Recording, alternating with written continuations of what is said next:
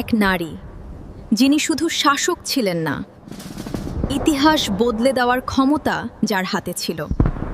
তার রাজ্য ছিল শক্তিশালী, তার সিদ্ধান্ত ছিল লোহার মতো কঠিন, আর তার বুদ্ধি ছিল সম্রাটদেরও উপরে।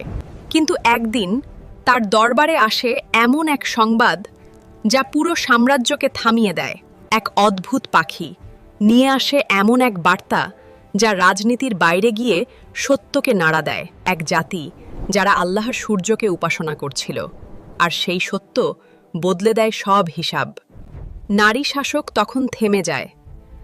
এটা কি সত্য নাকি রাজনৈতিক ষড়যন্ত্র? সে থেমে যায়, সব তথ্য বিশ্লেষণ করে বুঝে যায় এটা সাধারণ রাজনীতি নয়, সত্য এখানে লুকানো। সে নিজেই রওনা দেয়। মরুভূমির বুক চিরে সত্যের দিকে দ্রুত যাত্রা শুরু হয়। যেখানে পৌঁছায় সেখানে সে দেখে এমন বাস্তবতা যা তার সব ধারণা ভেঙে দেয়। তার বুদ্ধি বলে, এটা মানুষের সৃষ্টি নয়, এটা সত্যের নিদর্শন যা অস্বীকার করা যায় না। সে সত্যকে গ্রহণ করে, আর ইতিহাসে লেখা হয়, ক্ষমতার নয়, সত্যেরই চূড়ান্ত বিজয়।